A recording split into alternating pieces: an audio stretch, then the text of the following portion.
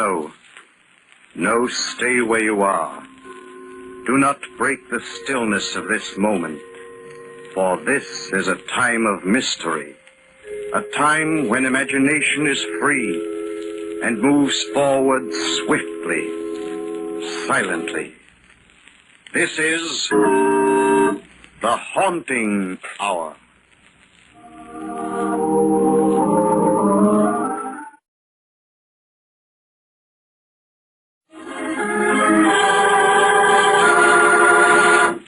Death by request.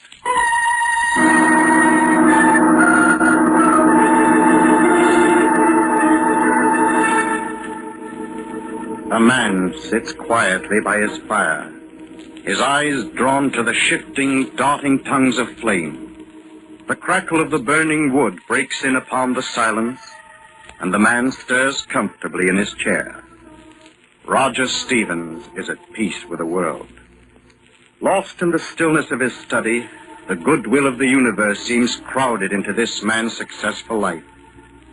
But there is a deception to this peaceful scene of contentment, for at this very moment, the life of Roger Stevens abruptly changes its course. There it is, the phone jangling harshly, cutting the silence into jarring bits of sound. Roger Stevens becomes aware of the insistent ringing. He rises from his chair, walks toward the telephone. He is wondering who can be calling at this late hour. It is almost midnight. There, he is lifting up the phone. Hello? Hello? Who is this, please? Is this Roger Stevens? Yes, but who's calling? Did you live in Oak City about 10 years ago? Yes. See here, who the devil is this? My name doesn't matter, Mr. Stevens, but I'd like you to know that I'm a friend of Mike. Mike? Mike who? You know who I mean, all right? Say, if this is some sort of joke, it's a rather poor one. I'm afraid I'll have to bid you good night. Don't do that, Mr. Stevens. You'd better hear what I have to say. Who are you? I guess you wouldn't know me without my wings, Mr. Stevens, but you might call me an avenging angel. And... Oh, you're drunk. Go home and sleep it off. I've been looking for you for 10 years. I thought you might have changed your name, but you played it smart. After the verdict of suicide, you figured you were in the clear. Now, look here, whoever you are. This ceases to be an amusing situation. If you don't tell me who you are and what you want, I'm going to hang up. All right, Mr. Stevens, if that's the way you want it, okay, I'll give it to you straight. 10 years ago, Mike was in business with you. He found you were stealing from company funds. You killed him. Forged the books to make it look like you'd been the guilty man. And planted the idea of suicide. I never believed it. Never. Why, you're crazy. I don't know what you're talking about. And when I came home, I tried to tell the police that it couldn't have been suicide, but they wouldn't listen. You had left the city. No one knew where. Now, listen to me, you fool. You've got the wrong man. I don't know any man named Mike. I never killed anyone. I know you murdered Mike, Mr. Stevens. I've got the proof. But I'm not giving it to the cops. I'm going to kill you myself.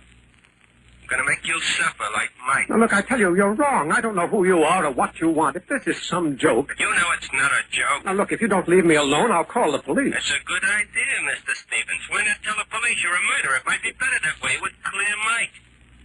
Okay, then. 2 days are all you get. What? Confess the murder in 2 days. Or I'll kill you myself. Confess to what? I've done nothing. 2 days, Mr. Stevens. 2 days. Hello. Hello. Hello. Hello.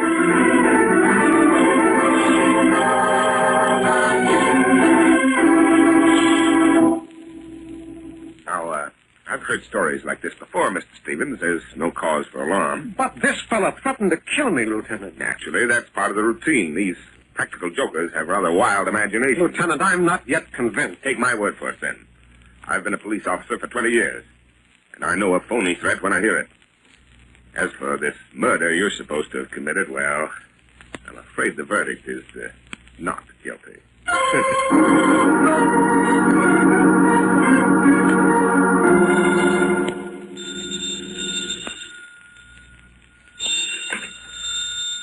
Hello? Sorry to bother you again so soon, Mr. Stevens. What is it? Why don't you let me alone? I'll be around for 2 days. Unless you just made that unnecessary. What do you mean? I just followed you to the police station. Did you confess to killing Mike? Oh, stop it. Now, this has gone too far. Carrying murder around on your conscience for 10 years must have worn you down. Now, listen to me, whoever you are. I don't know what you're talking about. I've been to the police, but only to report you for the nuisance you are. Now, I've a great deal of work to do, and I need my rest. Please don't bother me again. Good night. There. That should end it.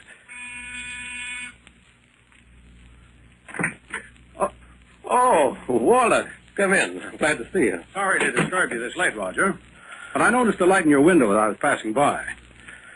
Say, you look rather drawn. Huh? Been reading a mystery or something? Worse than that, Walter. I've been in one. You what? Oh, well, that's wonderful. Here, let me sit down by the fire. Tell me all about it. It's not that amusing, Walter. Oh, I'm sorry, Roger. I didn't realize you were so upset. Well, tell Professor Stone all about it. Well, it began about 2 hours ago. Some fellow called me up on the phone and insisted that I'd murdered a friend of his. Roger, are you making this Well, up? of course not. I told you it was incredible. This fellow, whoever he is, claimed that his friend used to be a partner of mine, that he supposedly committed suicide, but in reality, I'd killed him. Roger, I've only known you for a few years, but it's never quite struck me that you were a Jekyll and Hyde character. I went immediately to the police, but they insist it's only a practical joke. What else could it be? Well, then how do you account for the fact that a few moments after I returned home, this madman phoned me again? He insisted that I confess the murder, and he's given me 2 days in which to do it. And if you don't confess this imaginary murder... He's going to kill me. Say, he's covered everything. A very thorough fellow. But who can it be? Oh, probably one of the boys down at the office. You've been driving him pretty hard, you know. Well, I've got to, Walter. I promised the architectural blueprints for the new Wilson skyscraper by next week. If I don't deliver, I might as well declare bankruptcy. That's the biggest job I've ever gotten. Yes, I know. Your bid was a few thousand lower than mine. I hope you make it, Roger. It's a wonderful chance for you. Don't I know it? Everything was going along beautifully until this maniac began to bother me tonight. I'm worried about this. He must have me confused with someone else. Oh, forget about that, Roger. You heard the last of him. Ah, there it is again. Shall I answer? No, I won't. Maybe it's someone else. At this time of night? Hello? I'm outside the house, waiting. Why don't you tell me who you are? Here, let me have it. Hello. Hello. There's no one on here. Hello. Hello. Hello. You're not hearing things, are you, Roger? Please, Walter, not from you. I couldn't stand it. Couldn't you recognize the voice? No, I can't. It's not familiar at all. I wonder why he left a wire when he heard my voice. Perhaps he knew you would have recognized him. Yes, that's probably it, Roger. Well, whoever it is, you'll be able to dress him down properly when you discover his identity. Then it'll be your turn to call him up all night long. If it were only as simple as that. If only... If only what, Roger?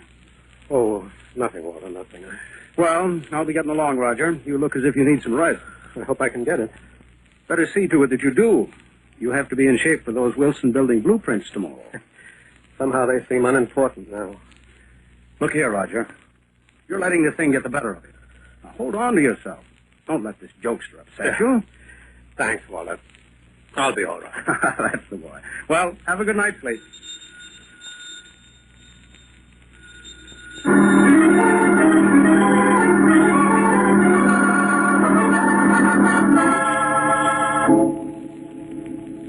Well, it's about time you showed up, Stevens.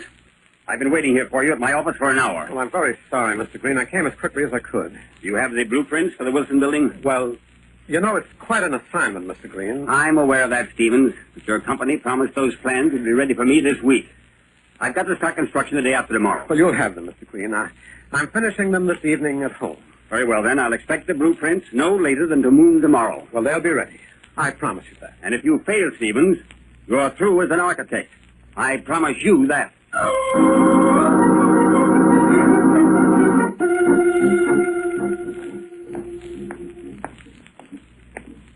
Joe, is my car ready? Oh, hello, Mr. Stevens. Yeah, sure. It's all service. Oh, thanks, Joe.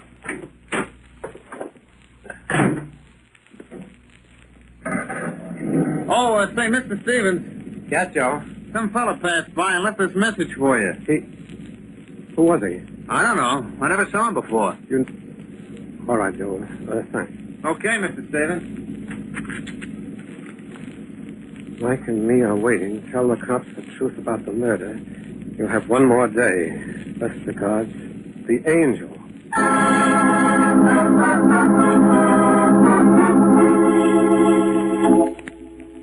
I've never heard of any criminal called the Angel. Well, this fellow's no ordinary crook, Lieutenant. He's got me confused with someone else, someone who really murdered his friend. We could check with the police of Oak City, but you don't even know the name of your hypothetical victim. Besides, it's obviously a hoax. You're a reputable citizen. But can't you trace this man by his note? Even a Ouija board couldn't help me with this, Mr. Stevens. It's printed, and there's no legitimate signature. Any man in this city could have written it. Well, isn't there anything you can do? Frankly, I don't think anything's necessary. I still feel this is nothing but the work of a practical joker. Look, can't you give me a police guard? Tell you what I'll do, Mr. Stevens. I'll post a man outside your house. That's the best I can do at the moment. Well, That's all I can do. what about the telephone call? I can't stop calls from coming through. But don't worry too much about that. Your Angel is bound to get a wrong number sometime.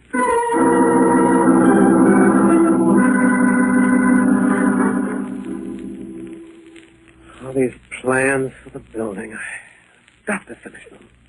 If he'd only leave me alone. I can't think. Green must have them. Construction the day after tomorrow.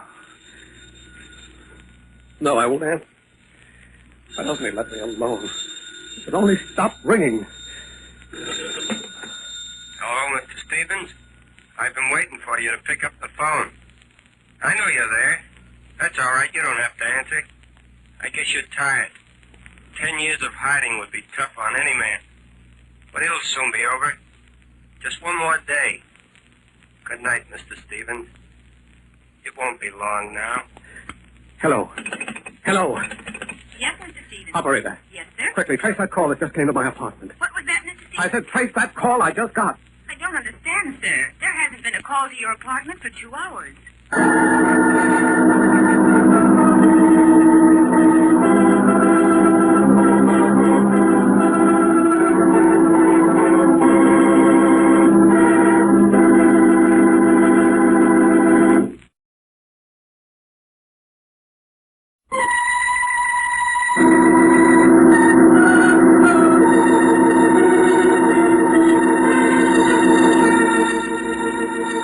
The life of Roger Stevens has turned sharply from its security and contentment to a torment of fear and anxiety. A strange man has been phoning him constantly, threatening him with death unless he confesses a murder to the police. Stevens has one more day left in which to confess this crime of which he knows nothing, or he will be killed. Roger Stevens feels a growing terror in his heart. Just a few moments ago, he had received another telephone call. But upon asking the switchboard operator to institute an immediate tracer, he was informed that no one had phoned his apartment for the past 2 hours. Roger Stevens sits in his study, staring vacantly into the fire, the dull glaze of fear in his eyes. The jangling of the phone again, like a sharp, sudden pain. He jumps up quickly, runs rapidly across the room. Hello? Hello? I understand you were looking for me, Mr. Stevens. Oh, yes. I'd like to find you. You'll see me soon enough. You can count on that. Look, why don't you come to see me now, huh? Maybe we can talk this over. I made our bargain, Mr. Stevens. There's nothing else to say. I'll pay you anything, only go away. Leave me alone. You haven't much time left. Better make up your mind. For the last time, I tell you, I don't know your friend, Mike. You won't even let me know his last name. You know his name. Tell it to the police. Hey, look, I'm carrying a gun. If you try to touch me, I'll kill you. Put it back in your desk. It won't do you any good. You're going to die. And without any company from me. You're a brave man hiding behind a voice. I won't have to much longer. Bye, Mr. Stevens. This is the last time I'll be calling you. The next time we talk, you'll see me much better than you do now. No, wait. I have, too long.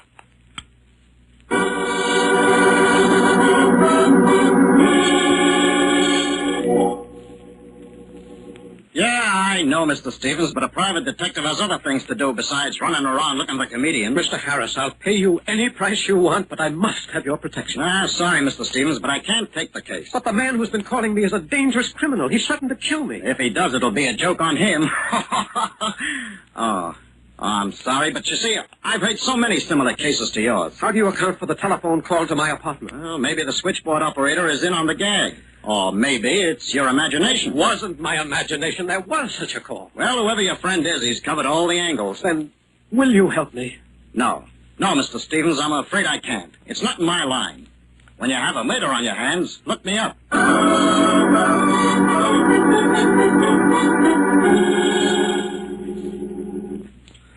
Take hold of yourself, Roger. You're going to pieces. What would you do? Somebody's threatened my life.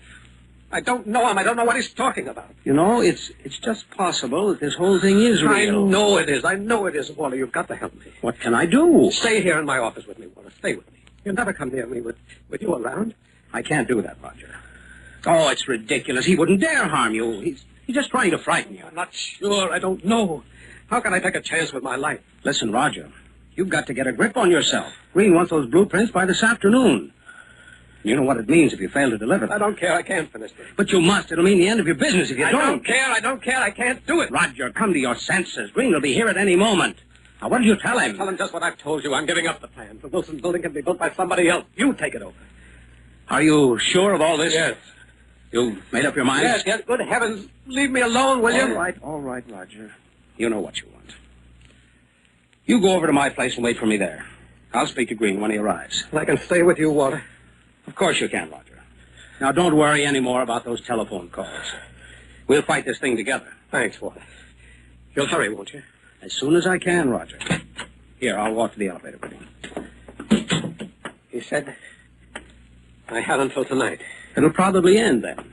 He's tired of the whole thing himself. Oh, if I could only be sure. Here we are. Look, why don't you come home with me now, huh? Be reasonable, Roger. I've got to talk to Green about new blueprints for the Wilson building. Going down, sir? Goodbye, Roger. And don't worry. All the way, sir? Huh? Oh, street level, yes. Say, you're new here, aren't you? Yes, Mr. Stevens. Well, that's strange, you're knowing my name. I saw you come in. I make it my business to know all the tenants in the places I work. You know, you're strangely familiar to me. I've worked in a lot of buildings. No, it's not your face, it's... Anything wrong, sir? No. No, it's nothing. You were saying something about my being familiar, Mr. Stevens. No, I was mistaken. Forgive me. What's wrong? Why are we stopping? I don't know. We're stuck. What floor is this? We stopped between the 5th and 6th floors. Well, use your emergency switch. I've got to get out of here. The lights have gone out. Yeah. Yeah, our power's off. We may be stuck here for a few hours. Well, we can't be. Not jailed up here in this elevator shaft. You don't have much choice, Mr. Stevens. Well, you better make yourself comfortable. Your voice. You're in the dark. There's something about it. Oh, is that what you recognize? No. There's just something about it. It's probably just my imagination. Well, Mr. Stevens? Yes. Yes, what is it? I guess this is it. What do you mean? There comes a time in every man's life... No, stop that. No, don't come near me. When you pull your ideas together and think of how quickly the years have gone. No, please, no, don't touch me, please. Life just seems to slip through your fingers. No.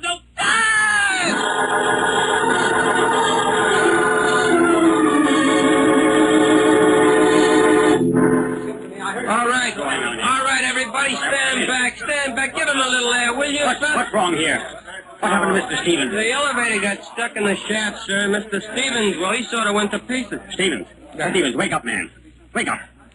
How do you feel? Oh, Mr. Green. Yes. The elevator man, he tried to attack me. Oh, I did nothing of the sort, sir. He just went wild in the car and began screaming like someone was trying to murder him. Before you had this fit of yours, Stevens, did you finish the plans? And I didn't do anything to him. All right, that's enough. I believe you. Well, Stevens? No, Mr. Green, I'm sorry. Walter Stone is up in my office. He's taking over. He had better take over everything, Stevens. You're through in this town. I'll see to that.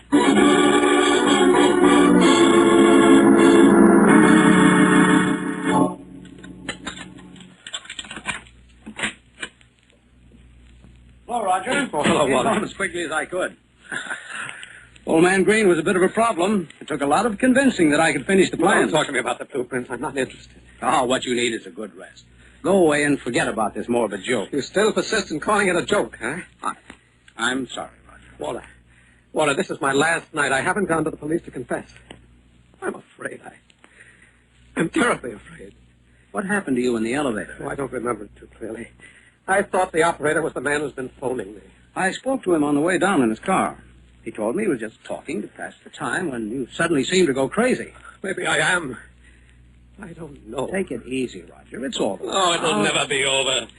What do you mean, never? I'm going to get myself up.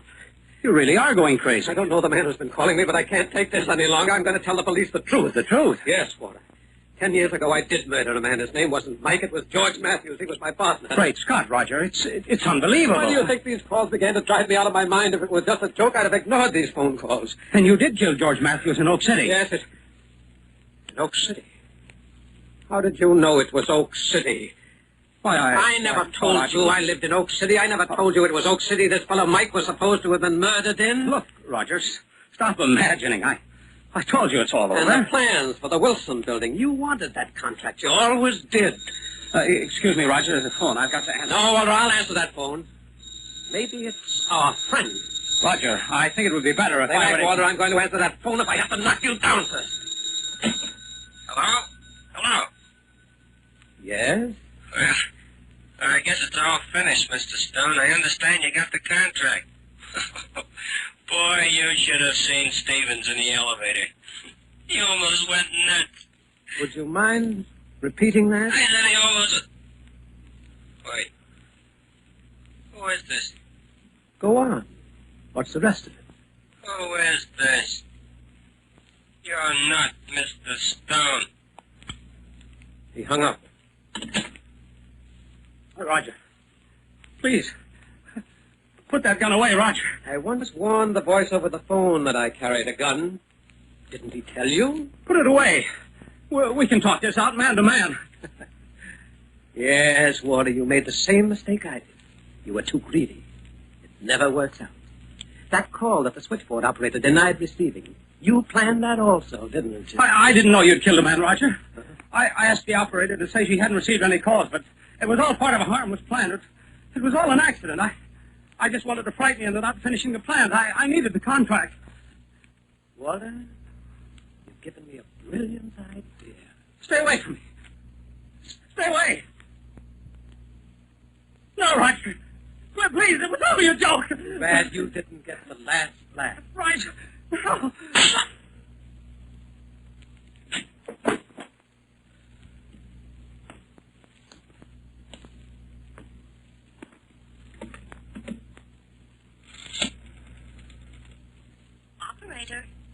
Operator, get me the police. I want to confess a murder.